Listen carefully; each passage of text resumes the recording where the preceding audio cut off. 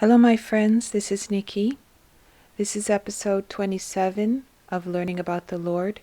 And today we're going to learn about how Jesus was tempted by the devil in the desert. And we'll see how the devil knows exactly where one's weaknesses lie and how to tempt you according to your own weaknesses in life. We begin by reading from Maria Valtorta, Poem of the Man God, Volume 1. We are in a solitary land. We are in the desert, leaning against a huge piece of overhanging rock, which, because of its shape, forms a kind of grotto. There is Jesus sitting on a stone. Near him there is the haversack which I saw him take before departing from Nazareth. It is all he has, and from the way it is folded I realize it has been emptied of the little food Mary had put into it. Jesus is very thin and pale. He is sitting with his elbows resting on his knees, his forearms forward, his hands joined, and his fingers interlaced. He is meditating.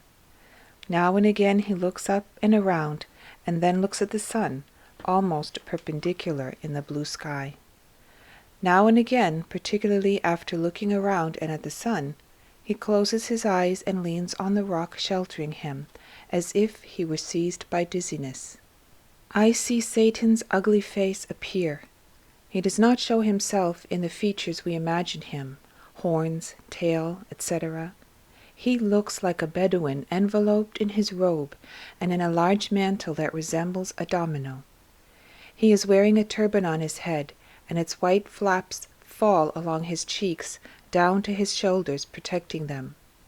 Thus only a very small, dark triangle of his face can be seen, with thin, sinuous lips, very black, hollow eyes, full of magnetic flashes.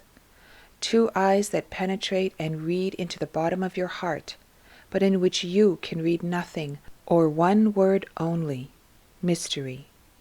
The very opposite of Jesus' eyes, also so magnetic and fascinating, which read in your heart, but in which you can also read that in his heart there is love and bounty for you.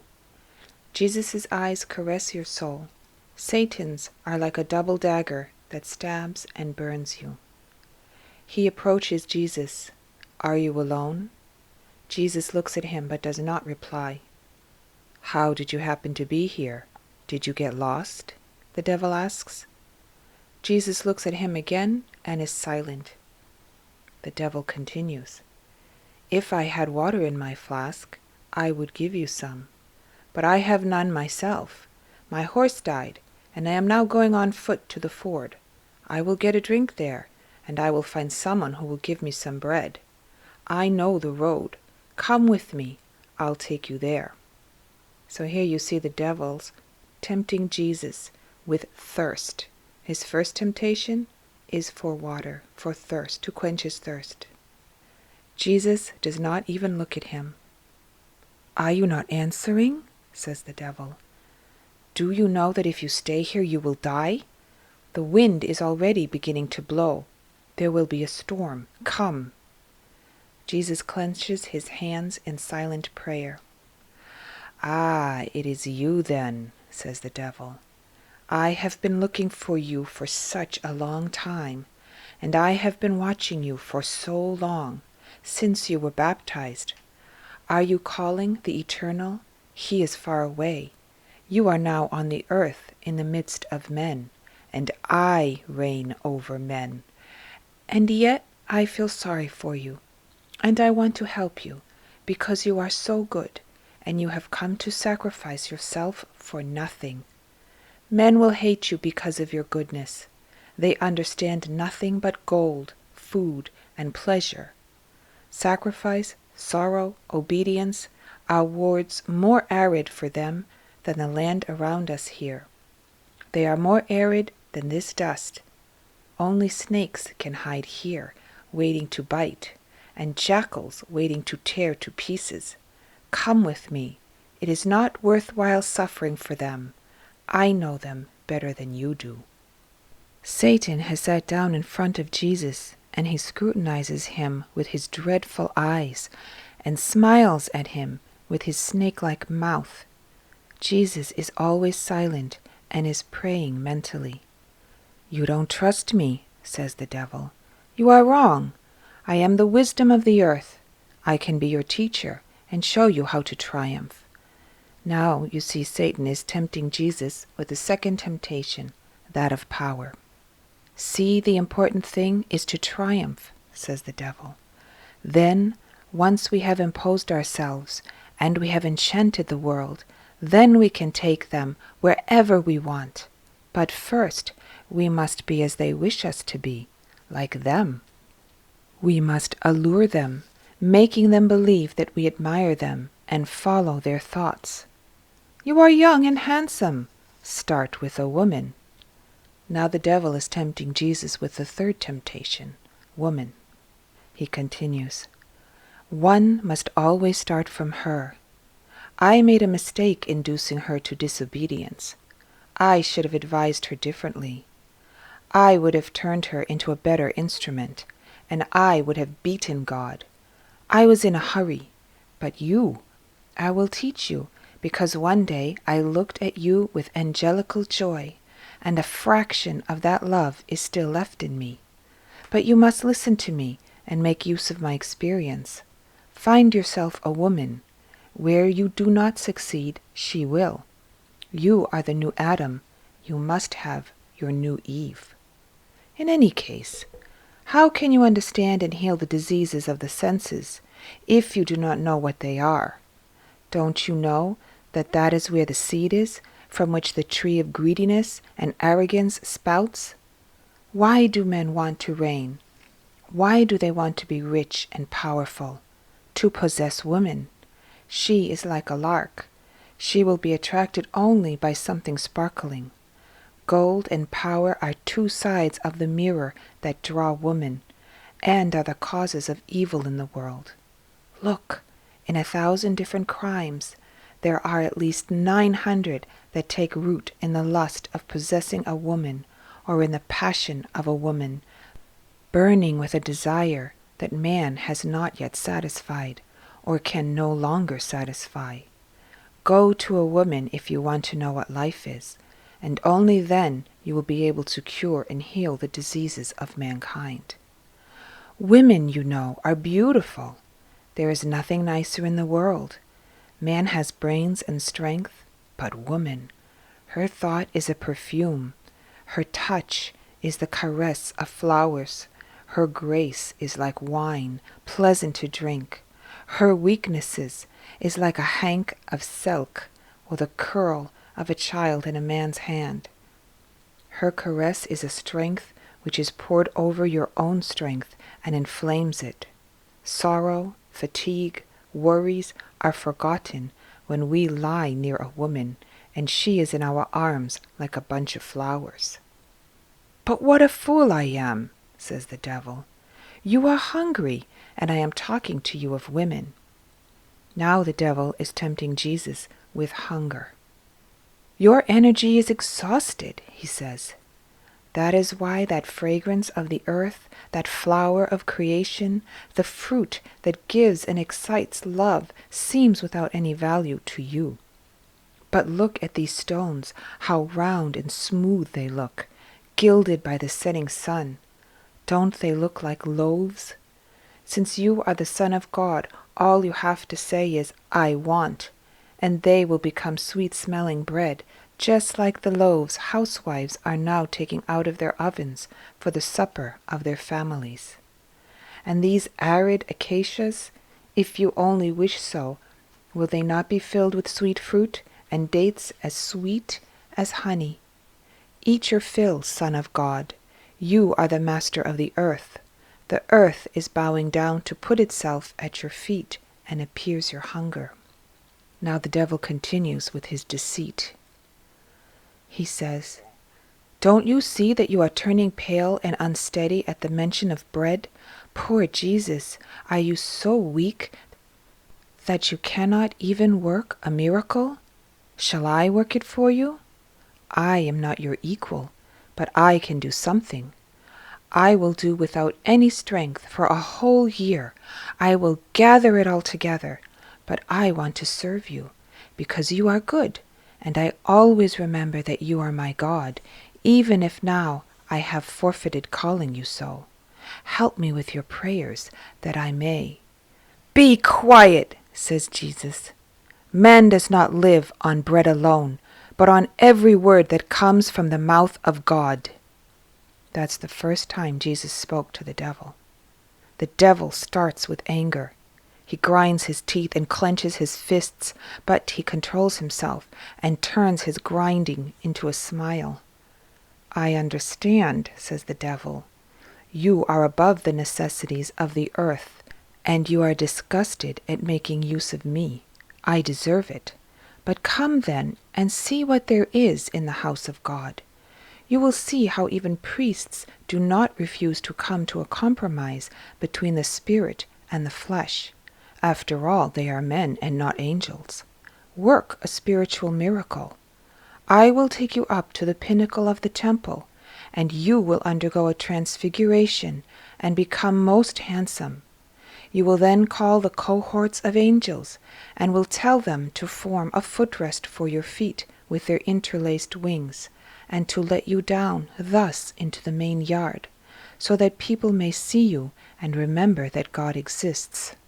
One must show oneself now and again, because man's memory is so weak, particularly with regard to spiritual matters. You can imagine how happy the angels will be in forming a protection for your feet and a ladder for you to descend. So here, the devil is tempting Jesus with glory. And Jesus responds, and he says, "It is said, you must not put the Lord your God to the test." Now the devil answers, "You understand that your apparition would not change anything, and the temple would continue to be a market full of corruption. Your divine wisdom is aware that the hearts of the ministers of the temple are nests of vipers that tear and are torn to pieces for the sake of prevailing. They are subdued only by human power. Well, come then, he says, adore me. I will give you the earth.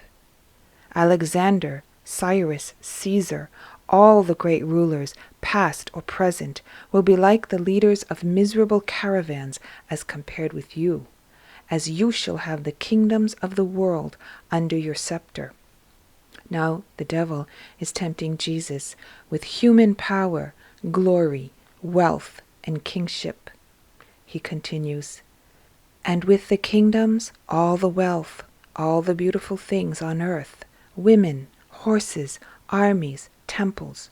You will be able to raise your sign everywhere when you are the King of Kings and the Lord of the world. You will then be obeyed and respected both by the people and by the priesthood. All classes will honor and serve you, because you will be the powerful one, the only one, the Lord.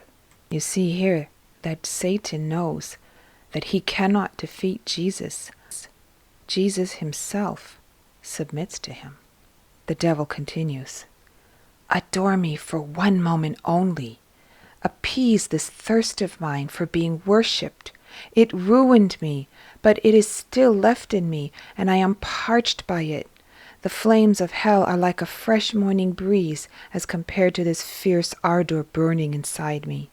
It is my hell, this thirst. One moment only, Christ. You are so good. One moment of joy for the eternally tortured one. Let me feel what it is like to be God, and I will be a devoted, obedient servant for all your life and all your enterprises. One instant only, and I will no longer torture you. And Satan falls on his knees imploring. Now you must realize that we must never worship Lucifer, because he wants to be worshipped as God, and he deceives people in order to be worshipped as a god and take their souls away from our true God. And now Jesus stands up. He has lost weight because of the long days of fast, and he now looks taller. His face is terribly severe and potent. His eyes are two burning sapphires. His voice is like thunder. It reverberates in the cave of the huge stone and spreads over the stony, desolate plain when he cries, "Be off, Satan!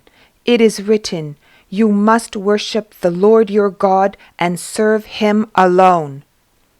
Satan, with a cry of fearful torture and indescribable hatred, springs to his feet, a dreadful sight in his furious, smoky figure, and he disappears with a last cursing yell.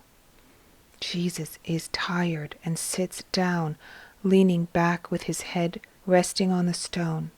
He looks exhausted. He is perspiring. But angels come to blow gently with their wings in the closeness of the cave, thus purifying and refreshing the air. Jesus opens his eyes and smiles. I do not see him eat. I would say that he is nourished by the aroma of paradise and is reinvigorated by it. The sun has set in the west. He takes his empty haversack, and in the company of the angels, who, flying above his head, emit a mild light while it is getting dark very rapidly, he starts walking eastwards. He has resumed his usual expression. His step is steady. The only remaining sign of his long fast is a more ascetic look in his pale, thin face, and in his eyes enraptured in a joy which does not belong to this world. Now Jesus is speaking directly to us. He says, "As you have seen, kindness is always Satan's disguise when he presents himself. He looks like an ordinary person. If souls are careful, and above all, if they are in spiritual contact with God, they perceive the warning that makes them cautious and prepares them to fight the devil's snares.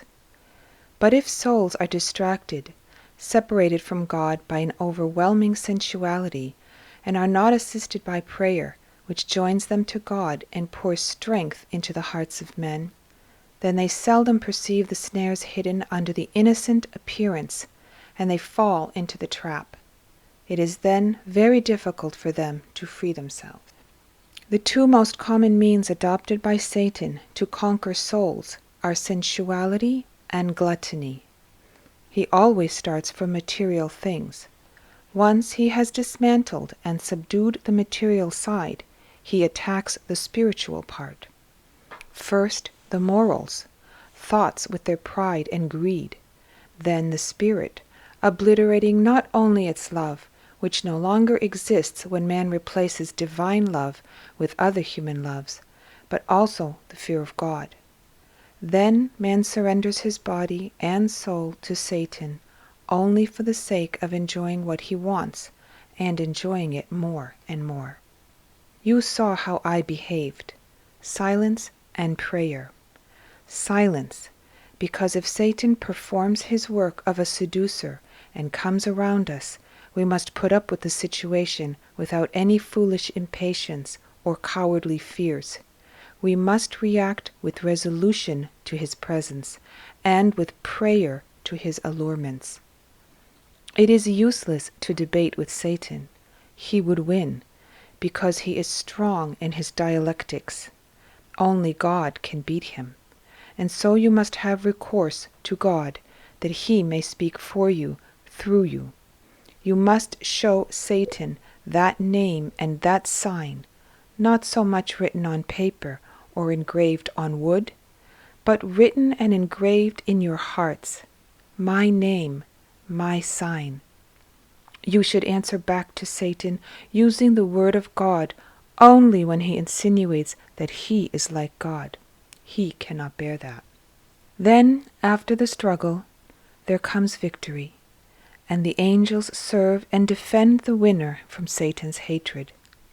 They restore him with celestial dews, with the grace that they pour with full hands into the heart of the faithful Son, with a blessing that caresses his soul.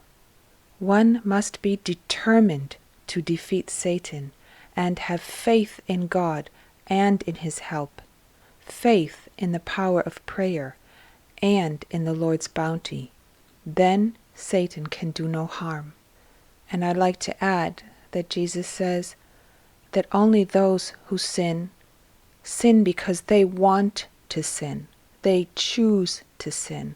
They accept what Satan is tempting them for, and they choose the temptation. And we must always say to ourselves, I do not want that. I want what is good, and what is good comes from God and not from the devil. Thank you for listening. Go with God.